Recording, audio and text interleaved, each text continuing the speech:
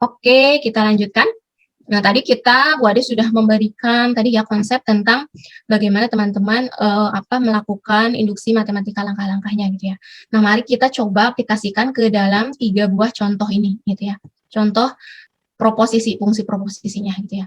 Nah, yang pertama ya tadi kita akan menunjukkan bahwa untuk n lebih besar dari 1 ya teman-teman, maka berlaku 1 tambah 2 tambah 3 sampai tambah n gitu ya.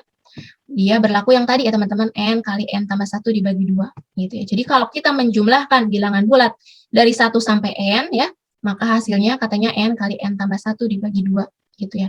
Nah, ini pembuktian-pembuktian ini perlu ya teman-teman untuk kemudian nanti kita bisa menggunakan sifat-sifat matematis ini untuk menyelesaikan persamaan-persamaan yang lain gitu ya teman-teman. Kemudian tunjukkan bahwa jumlah n buah bilangan ganjil positif pertama adalah n kuadrat. Nah, berarti kalau yang ini sama di jumlah ya teman-teman. Cuman kita menjumlahnya n buah bilangan ganjil positif pertama. Ganjil pertama itu kan 1 ya teman-teman ya. Nah, 1. Terus kemudian ditambah berapa lagi? Nah, berarti selanjutnya juga bilangan ganjil yang kedua. Nah, bilangan ganjil yang kedua kan misalnya 3, kemudian bilangan ganjil yang ketiga 5 gitu ya. Nah, kalau tadi kita jumlahnya 1, 2, 3, 4 sampai n, kalau yang ini ketika kita membicarakan n-nya sama dengan 3 ya, kita ngejumlahinnya kalau di sini berarti 1, 2, 3, kalau yang di sini 1, 3, 5 karena kita menjumlahkan n bilangan ganjil positif pertama. Nah, katanya kalau dijumlahkan ini hasilnya n kuadrat gitu ya. Seperti itu. Kemudian kita lihat yang ketiga. Yang ketiga itu adalah untuk semua n lebih besar dari 1, tunjukkan bahwa n pangkat 3 ditambah 2n adalah kelipatan dari 3. Nah, kalau ini agak berbeda ya teman-teman. Nah, kalau ini bukan penjumlah-penjumlahan, tapi disuruh menunjukkan bahwa untuk n-nya yang lebih besar dari 1, kalau kita punya rumus n pangkat 3 ditambah 2n, ternyata katanya nilainya semuanya adalah kelipatan dari 3. Nah, bagaimana kita cara membuktikannya ya? Kita lihat satu-satu ya, teman-teman. Oke.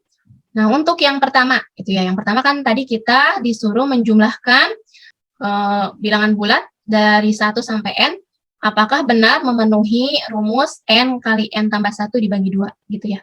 Nah, ingat-ingat langkah yang tadi harus kita buktikan di dalam induksi matematika adalah yang pertama, kita harus membuktikan bahwa P1 benar, gitu ya. Karena tadi kan n-nya mulai dari 1 ya. Nah, oleh karena itu P1 benar kita masukkan ke dalam rumus. P1 itu kan berarti kita menjumlahkan 1 saja. Berarti kalau 1 saja kan cuma 1 ya teman-teman. Berarti nilainya 1. Nah, kalau kita masukkan ke dalam rumus yang tadi, benar atau tidak, dia juga sama dengan 1 ya. Ini berarti kan rumusnya n kali n tambah 1 dibagi 2 gitu ya. Jadi setiap n-nya diganti dengan 1 gitu ya. Berarti kan ini 2 ya. 2 kali 1, 2. 2 dibagi 2 juga 1. Gitu ya teman-teman. Berarti benar nih. Untuk P1 sudah terbukti benar. Gitu ya. Itu adalah langkah pertama atau langkah 1. Untuk langkah kedua, nah ini teman-teman perhatikan untuk langkah kedua ya. Nah, untuk langkah kedua, pertama kita asumsikan bahwa PN benar. Nah, kalau PN benar berarti rumusnya seperti apa? Rumusnya seperti tadi ya, bahwa PN sama dengan 1 ditambah 2 ditambah 3 ditambah 4 dan seterusnya sampai N gitu ya. Itu akan memenuhi rumus N kali N tambah 1 dibagi 2 gitu ya. Nah, maka ya sudah kita asumsikan untuk PN, maka kita harus buktikan untuk PN plus 1 itu benar gitu ya. Untuk PN plus 1 itu harus benar. Nah, PN plus 1 itu gimana sih rumusnya ya? Gimana kita tadi menjumlahkan 1 ditambah 2 ditambah 3 ditambah 4 dan seterusnya ditambah N ditambah lagi dengan N plus 1 gitu ya. Nah, itu harus sama dengan apa? Nah, rumusnya juga diganti, teman-teman ya. Karena yang tadi kan untuk N ya, kalau ini untuk N plus 1. Berarti setiap N di dalam rumus ganti dengan N plus 1. Ini kan tadinya N ya, teman-teman ya. N kali N plus 1 dibagi 2, gitu ya. Dibagi 2, udah. Nah, atau kalau teman-teman bisa sederhanakan lagi, berarti ini kan N plus 1, gitu ya. Terus dikalikan dengan, ini kan tambahan biasa ya teman-teman, jadi bisa ditambahkan langsung. Nah, dikalikan dengan N plus 2, gitu ya, dibagi 2. Nah, jadi rumusnya untuk PN plus 1, gitu ya, apakah benar memenuhi ini, gitu ya. Nah, kita harus buktikan. Nah, buktikannya bagaimana? Jadi ingat-ingat kita tadi sudah punya asumsi ya, sudah punya rumus. kita harus membuktikan yang ini, ya. Nah, ini ya teman-teman. Kan kita tadi udah punya rumusnya ya, seperti ini ya. Dan nanti buktinya harus tadi jadi N plus 1 kali N plus 2 gitu ya, dibagi 2. Nah, teman-teman, tadi kita diasumsi sudah punya rumus PN ya, bahwa PN itu kan 1 ditambah 2 ditambah 3 ditambah sampai N, itu rumusnya N kali N plus 1 dibagi 2 ya. Nah, kita yang di atas itu PN plus 1, nah ini kita punya term ini teman-teman, term 1 ditambah 2 ditambah 3 sampai N gitu ya. Artinya apa? Artinya kita bisa mengubah atau mengganti atau mensubstitusikan nilai PN ini ke dalam yang ini, rumus yang PN plus 1 ya. Berarti nilai ini ya bisa kita substitusikan untuk menggantikan yang ini gitu ya.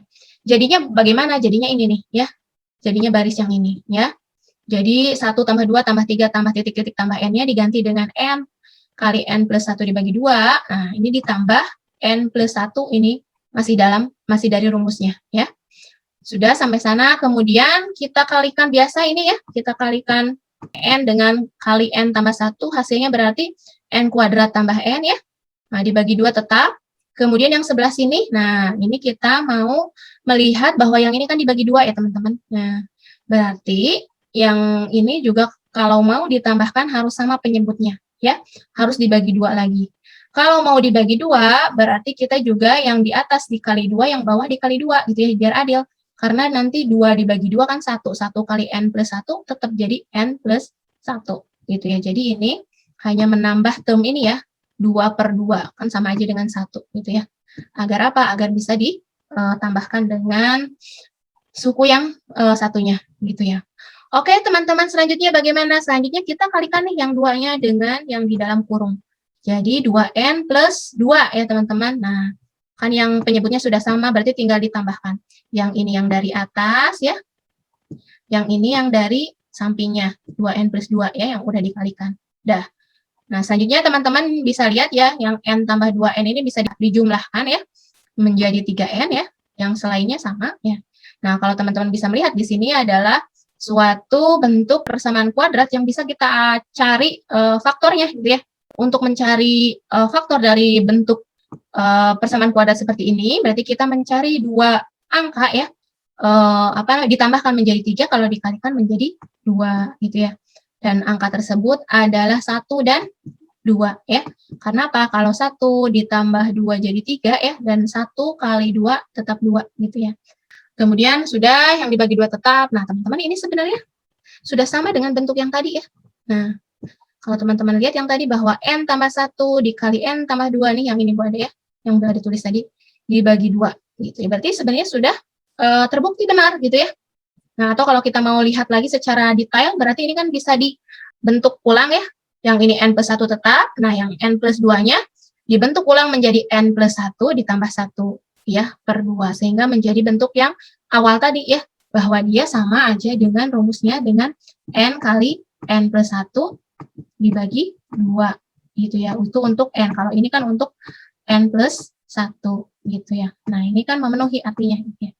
Sehingga teman-teman terbukti ya bahwa semua bilangan bulat, karena tadi ya langkah pertama sudah dibuktikan, langkah kedua juga sudah dibuktikan benar, maka terbukti bahwa untuk semua bilangan bulat positif N, untuk N lebih besar dari 1 ya, pernyataan yang tadi ditanyakan ya, itu adalah benar gitu ya. Oke, itu untuk contoh yang pertama teman-teman. Gimana?